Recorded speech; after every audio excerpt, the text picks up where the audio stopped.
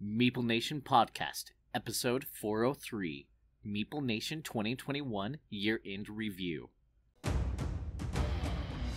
Welcome, citizens of Meeple Nation. For the next 30 minutes, sit back and enjoy. Meeple Nation is sponsored by GameToppersLLC.com.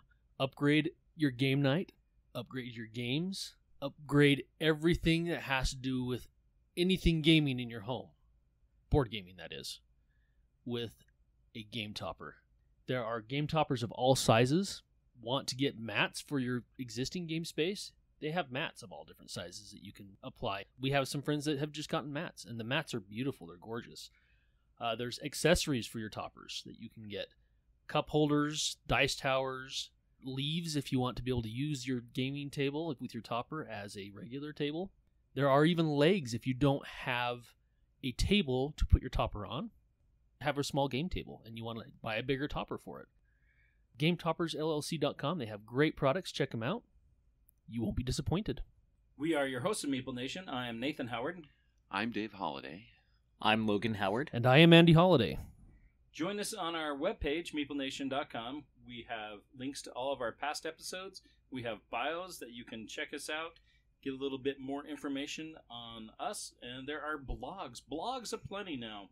We have 7 bloggers writing for us, so we have some very interesting articles that are out there and some very different perspectives and takes on those games. We have links to all of our Instagram photos. You can also follow us on Twitter.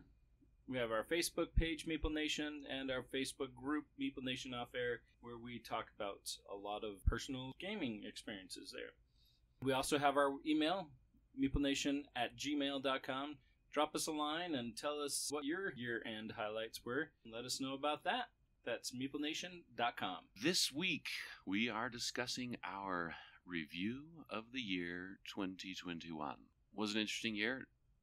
Definitely a different year than 2020. Hallelujah. Thank goodness, right? Start with maybe a weird thing to be excited about, but one of my highlights of the year was that it was my first full year of tracking my plays. Provides a lot of good insight. There's been so many times when people have asked questions and I've been able to go back and look at my list, whether it's to tell them about a specific game or they were like, hey, what was that game that we played? Just in so many circumstances, it has been a helpful tool. That's one of the highlights for me. I just overall kind of need sure that Adrienne doesn't see the results, because then she'd see how many games I've been playing. I thought you were going to make a comment. She was like, how did you afford to pay for that app? Oh. I think she remembers. Okay. Wait, wasn't one of your highlights you backed a Kickstarter that she upped your allowance for? It was. Backed my first Kickstarter. I still haven't received it. What one was that one? I did. Was that the Ice Cubes? I did. I backed Ice Dice, yeah.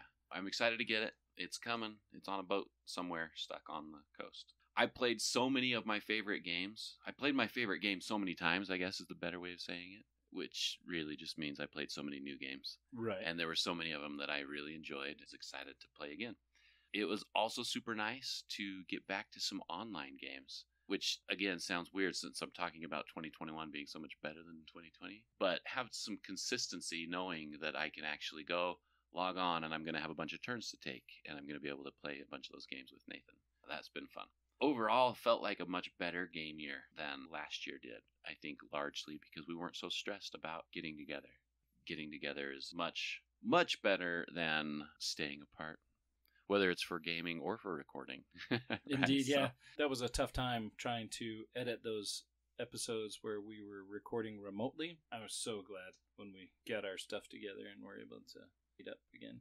Totally. I love my groupies. Both game night groups. We have our Thursday night game night that has been going on for 25 years? Yeah. 25 years. And I love it.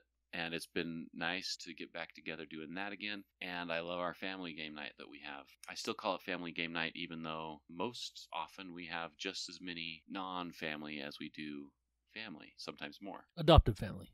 Absolutely, yeah. Thank you, Papa. This is your year-end reviews, but this is actually on my list too. This is my first full year going to that game night, and I love both game nights. They're different. We get different things done. Andy has different games that he likes that Nathan doesn't like. I have one boss versus the other. I mean, like, No, it's just we have different opportunities because there's games that I like that don't really hit Nathan's cup of tea, so we just don't get them played here very often.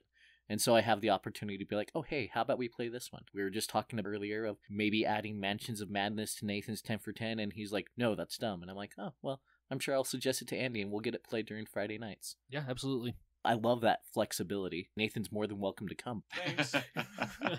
I like having that flexibility of different types of games that can get played. I just like playing games. I like hanging out with my friends, extended family, adopted family, whatever it is. I mean, holiday Howards. It all has an H. We're fine. Right. That's true.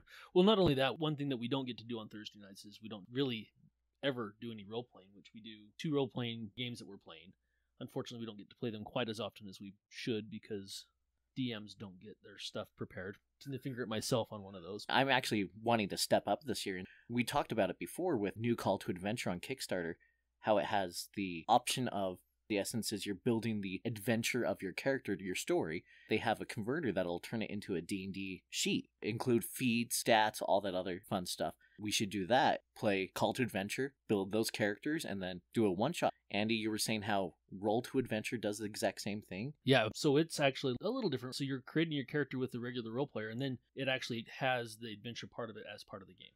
What I would like to do is at least 6 times this year, I want to prep and be the DM for a one-shot adventure where we do something like that, where we play different stories, we play different types of stories. I want to do pirate adventure because I've never done a D&D pirate like on ships, and I think that'd be a blast. And I do want to step up this year, be able to do something like that. Friday nights is that opportunity since we actually have the opportunity to play it every once in a while. Both game nights are awesome, and I'm super excited about having both of them going so much. I feel really, really blessed to have such awesome friends in my life, especially to be able to play games with them. It's something that we all enjoy a lot. I also got to play more games with Adrian than in years past, so that was awesome. Same time, played a bunch more with my kids, my 2 boys especially, Jack and Briggs. They love playing games now. Briggs is a little young, and so the games that he likes playing are not big on my list, but sitting down and playing a game with him and watching him enjoy that game and just seeing him get excited about it is cool, and I look forward to him growing and playing more games that are better. That are fun. Nola, my noodles, she's really started to like playing games, and she's been doing it more often, unfortunately, than she went to college, and so now she's gone, and I don't get to play with her anymore, but I got to do that several times this last year. Last thing I want to mention, so many cons, was so awesome. So how many cons did we go to this year? So we had SaltCon, end of summer. Hug a Meeple, spring. We had Hug a Meeple South, which was in the fall. We had BGG Con. We had Extra Life. I don't know if you consider that a con. That was 5 unique gaming experiences. Right. Next year, 2022, we're going to start off SaltCon Bryce, Hug a Meeple North, SaltCon, SaltCon Summer, SaltCon End of Summer, BGG, and Extra Life. And Hug a MeepleCon again. And Hug a MeepleCon. So we'll have 8 gaming weekends this year. That's a lot of cons. That's amazing. Yeah. That's a lot of time. Yeah. It's always good to get with people, experience those new games, and play those new games. The whole social coming together with those friends, food and friends, just makes those events amazing. Yeah, absolutely. Absolutely. Actually, something that a lot of people can do if you're like struggling to put together a regular week-to-week game group, put together a con like we did with the Hug members. We're going to do this once every 2 months. Everybody has time to plan for it. We're going to do it all day Saturday or something where you can plan for that food and everything, where you just come, you have fun, and it's an amazing experience. I love setting aside that time with these people because they're fantastic people. I look forward to the Hug MeepleCons probably more so than the SaltCon. Just it's more intimate, right? It It's really more is. friendly. It's core people that we really, really enjoy gaming with. Man, you guys cook some amazing food. Yeah, the food's, yeah. And we've talked about that before. The food is just ridiculously good. One thing that I really loved, we did this a lot at the first of the year, and that was we played a lot of Gloomhaven. We stopped playing Gloomhaven because we had to get on to other things, and I'm kind of going through some Gloomhaven withdrawals a little bit. Definitely one of my highlights was as much Gloomhaven as we played, and the fact that I was traveling quite a bit at the first of the year, and the fact that I was able to remote in and still play. Yeah, that was It was great. awesome. So Gloomhaven's my number 2 most played game that I've recorded. And so I've recorded 60 plays of Gloomhaven. Not sick of playing Gloomhaven. I was kind of concerned making game goals that I was like, oh, Gloomhaven, that's something, it'll just come up naturally. I got a little bit nervous. Like you mentioned, Andy, it's been months. Like probably 6 months Over 6 months since we played Gloomhaven last. We got Frosthaven coming out. I have to put Gloomhaven on my 10 for 10, just to make sure that it gets back in that rotation. And I think once it gets back in that rotation, it will be something that we consistently play. Yeah, I hope so. I had a lot of fun playing it. That being said, it goes along with Descent, Legends of the Dark. We started playing that a couple months ago, and we have had a ton of fun playing Descent. I don't know how much further we are or how far along in the story we are, so I don't know how many more plays we have. But I hope that we can at least get that finished and be ready for the expansion when it comes out. Put this on my 10 for 10. I was nervous that we weren't going to get this done before the end of the year. We smashed that. Maybe it's worth putting Descent on 10 for 10. Maybe if we finish the adventure before 10 plays, we can just fill that in with second edition. I love playing that game with the app as well for the second edition. And that way we can at least make sure we get through the adventure for Descent Legends of the Dark before the expansion comes out. One of my other highlights for the year was got to meet Doug, our friend Doug and his family. I bought a game from Doug off of Facebook. We just kind of got talking, and he ended up getting invited to game night, and now he's one of our bloggers. He's running his own podcast that he started this year called The Dig. It's been so much fun having Doug come to game night. He has a lot different games than you and I have. In fact, that's one of the first things he mentioned when he came over to game night. He was looking around and he said, "This is awesome. Most of these games I don't have." Once again, it adds that variety that you had talked about in the past, Nathan. It's not like he's lacking in games. He has a large collection. They're different, which is wonderful. And the fact that we have someone else that has a different and good-sized game collection, but one more person to teach games is also a big deal. You're not having to have the same people read rules over and over again. We luck out because we have several of us that are fine learning a game and teaching it, which is great. But having Doug start coming to game night, meeting his family, and even going to one of his game nights. Like Dave, I started tracking my games. One thing I noticed is I'm really terrible at uploading any new games I buy. Yes, you are. Really bad at it. So New Year's resolution, get better at uploading my new games into my BG Stats app. I think I use that information more than you use that I information. guarantee you use that information more than I use that information. I can have that as my goal and upload my collection, and even if I only get 2 games done, I'm so much better than I was the year before. That's true. Good Done. job. That's the spirit of New Year's resolution. I'm going to be 100% better. I'm going to be a better person. I like that. Dead Men Tell No Tales. This is a game that I was finally able to get. It's a co-op game. We've talked about it in the past. Every time I play this game, I want to play it again. Everybody knows I love the pirate theme anyway, but this pirate game shines for me. I absolutely love it. Anytime I get a chance to play Dead Men Tell No Tales, I am 100% in. Shadows of Brimstone, getting that to the table again. It's an older game. I've had it for a long time. I'm so thrilled that we've been able to get it to the table as many times as we have this year. Flying Goblin and Catapult Kingdoms. Flying Goblin, I really enjoy. My wife really enjoys Flying Goblin. This is one where my kids, if either one of these 2 games come out, the hot one right now at my house is Catapult Kingdoms. My boys in particular, but even my girls, they have had a ton of fun with this. I have 2 copies, set up 2 players on each end of the Mycroft, and they just start lobbing cannonballs at each other. Kids have had so much fun with that game. And then who doesn't like Flying Goblin? It's such a silly game. That is so much fun. And it is so much fun. Just the dexterity games, it kind of breaks up the monotony of maybe heavy strategy games and just having fun. Buying my resin tokens for Quacks of Quedlinburg.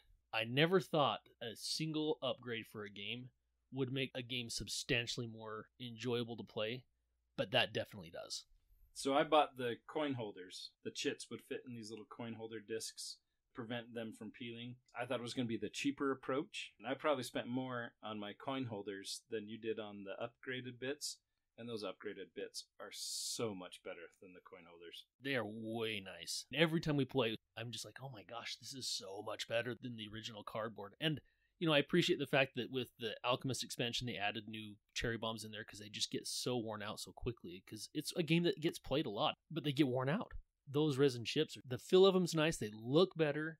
They don't wear out. Best game upgrade I've ever purchased as far as actual chips. Definitely feels like I can actually randomize my bag. I would shake the bag, but with the cardboard pieces, they don't shift very well in the bag. But with these resin chips, it makes a huge difference. Drew one, you use your potion and throw back that 3-level cherry blossom, and you really don't want to draw it again. You actually have a decent chance of not drawing it again. Absolutely. So that's probably the best game-specific upgrade I've ever gotten. But getting a second Mycroft for the game room, oh yeah. Talk about double upgrade your game experience, a second game topper. I know Dave had mentioned this before with the regular table. You need another game topper. Yeah, I know. It's coming. Having a second Mycroft is going to totally change, especially with our game night growing and having more people, it's going to totally change everything. And make it so it's a little easier to get maybe 2 big games on the table, and so you're not limited to the smaller table space. It amazes me how much a game topper will change a game and make it so much more enjoyable, because you just have the space, you don't have pieces flying everywhere, and it just looks better. That was one of the things that I felt most spoiled with when we went to BGG, was how small of table space we were playing at there versus the game toppers. Even when we go to SaltCon, we bring our game toppers with us, so we have that extra space, and it makes the difference. When we were at BGG, they have these 2 little tables that are next to each other. We had to go steal a third one, try playing Shadows of Brimstone, what they had originally had set up for those tables, and there was just not enough space. The game toppers really do add that little extra space. If you want to put it away, you can. If not, you just keep it out, put lights on it, put your dining leaves, and people can comment about how fantastic your dining table is. And you're like, it's even better. Look, there's a game already set up for after dinner. Logan has this all figured out. He's an idea guy. He is. And my final highlight for the year is getting my 3D resin printer. I have had so much fun printing terrain pieces and game pieces for all the different games that I have, and getting them painted, creating molds for some of them, and casting molds and creating game pieces that way. It has been a blast to do. Yeah, upgrading my games, I guess, is one of the big things for me. I just love the visual aspect of having a game look better on the table. I like it, for sure. Game group has grown a little bit. For a long time, it was just the 4 of us, consistently just the 4 of us. James started joining us back. Corey, Ryan's even started showing up. Kind of nice to get that variety of people back. You mentioned having the 2 Mycrofts. Having the 2 Watsons here, it's great to be able to starting those 2 games in 2 different locations and having those 2 game toppers there. That was one thing we commented about a lot the first part of this year. We'd get that 5-person. It's like, oh man, that can't really split off. We need more people to start showing up, and here we go. We have more people showing up, and we can do exactly what we wanted. So yeah, that's awesome. Yeah. Except for a long time I was complaining that, there need to be more 5-player games. And then when it was just the 4 of us, it was great. We were playing all these 4-player games, and now we got that 5th person. We're like, we need to have more 5-player games again. No, great opportunity to have those people come back and to play. Highlights for me personally, I got to play Gloomhaven Jaws of the Lion with my wife. Not quite finished with that, but very much enjoying that experience. We were able to complete Pandemic Legacy 0, Ohanami, which is a great tableau building card game. Junk Art is one that my wife really, really enjoys. It was one of those free games that I got from BGGCon 2019, trying to build your art piece by giving each other difficult shapes that you're trying to stack on your platforms. High Risk is a very simple mountain climbing game that my wife very much enjoys. It's a dice rolling game, and we're trying to scale to Everest, to mountain climbing, dice rolling, racing game, all that combined. And you already mentioned Flying Goblins, which is huge on her enjoyment list, which playing games with my wife is always a win. Each year I have a goal to play 150 games with my wife. This year, nailed it. We're done. I think this is the first year that I've had all my gaming goals complete before like the last week of the year. Now that mad rush for Logan to play Space Base. Yeah. Worst experience ever. That is a highlight that I didn't have to do that this year. So another game that my wife really enjoyed that we haven't played since the first of the year, but the first year we got New York Zoo. Has that whole Tetris polynomial shapes that you're trying to put in your zoo. Descent Legends of the Dark was a great pickup for us, and we played through that. James Clark has played a couple of those with us. Very much enjoy our voices that we use for these characters and inflections that we put upon those characters. Star Wars Imperial Assault, we didn't quite finish that this year, but hopefully we'll have that finished before the end of maybe we'll start another campaign. Probably go back to Gloomhaven, I'm thinking. Skull was a great game to pick up this year.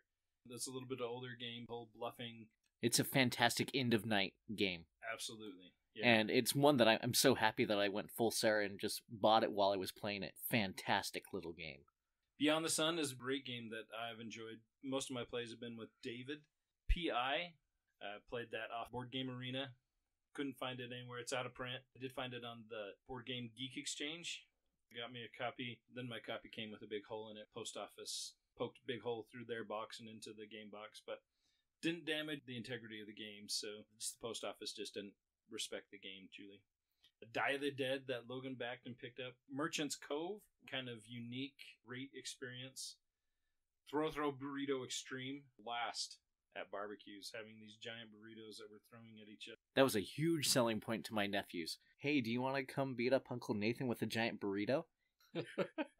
And then we got the chance to play Bootleggers. I'm looking forward to playing that again. Put that probably on 10 by 1. One of my other highlights is we got to play I Love Lucy Monopoly. Which was a ton of fun, actually. I mean, it wasn't a ton of fun, but it was fun. I didn't hate my experience of playing I Love Lucy Monopoly. My wife's a big I Love Lucy fan, which is why we have I Love Lucy Monopoly. You know, I think the funnest part about that game was trying to watch you count money. I think that's what made it that it wasn't terrible was, Nathan, I need change. What?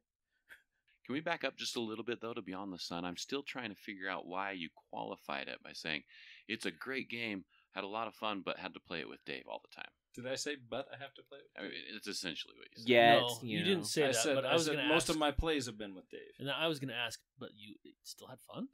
Oh, yeah. Okay. Yeah, I still had a ton of fun. It must be a great game. It must be over the top. And you've never heard such a good endorsement of a game. If you can play it with Dave and still enjoy it, it's a good game. Other highlights for me this year have been webpage facelift, getting all those bloggers connecting with Doug. Doug is a great addition. I wish he would come more often. I guess when he does come on Fridays, I should go over to Andy's house more often. That's definitely true. My highlights are month-to-month highlights because I play with you guys a lot. Most of my plays are with you guys. My highlights are bundled in with yours. Being able to play with Doug. Such a great guy. Listening to his podcast is also a highlight. Be able to encourage a friend doing something very similar. Great to play with him and his family. Jared, being able to play D&D. My first full year going to Friday night game nights. We started playing D&D this year, and I haven't done that in forever. Legacy games. Fantastic. We've played so many different legacy games. Lucky Duck, they're a board game company that I'm super in love with as they do fantastic things. Just come out with Chronicles of Crime 2400? It's one in the future. This last Chronicles of Crime, they have Back in the Past, more modern one, and then in the future. And so they're doing like a Tome Saga type thing where you play through all three different games with one cohesive story. And so I'm really looking forward to doing that. Destiny with Lucky Duck has been up on my list as one of the best games I've played this year, I think. Been fantastic. Yeah, that's been a fun one. It would be interesting to try the 2v2 version. It's only a 3-player game. It worked out well since we started getting more people to Thursday night game night. We could break off and play that. For a while, we couldn't play it at all. It was a 3-player game, and it just didn't have enough players. You know, too many players or not enough players to Exactly. break out. Kind of the same problem we were talking about earlier.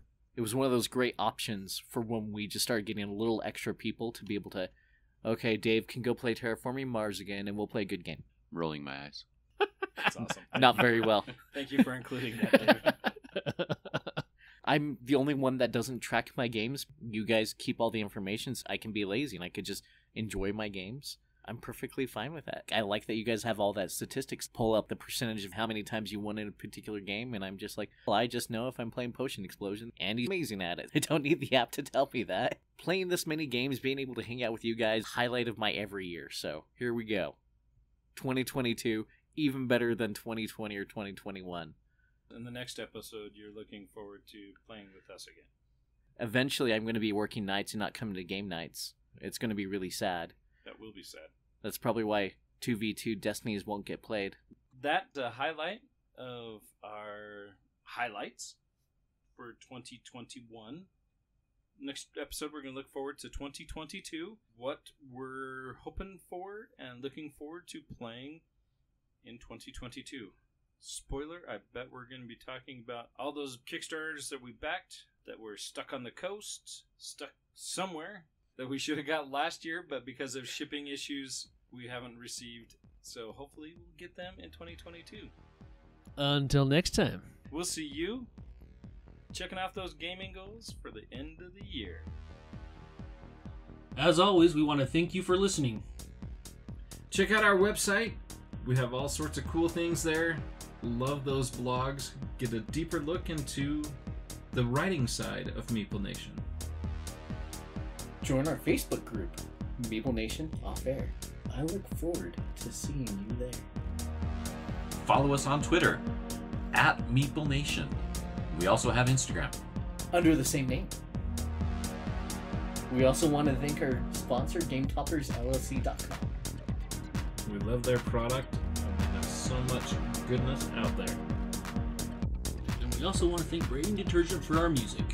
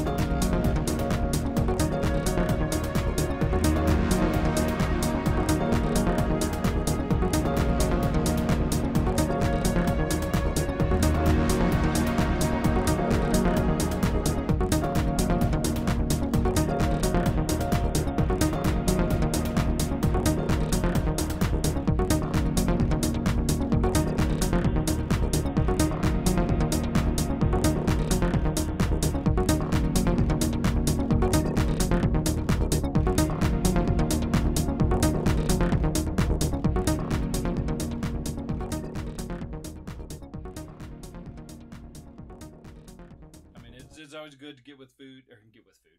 It's always Yes, it good is. to get with people. Spoilers. We're going to be talking about spoilers. I don't know if there's spoilers. Anyways, I'm done. Carry on. Until next time. I started the same Until time. next time.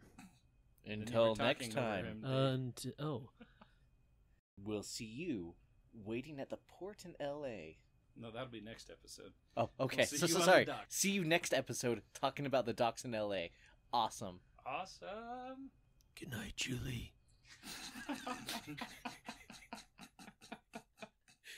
Night, night, Julie. Doesn't get any less creepy. Oh,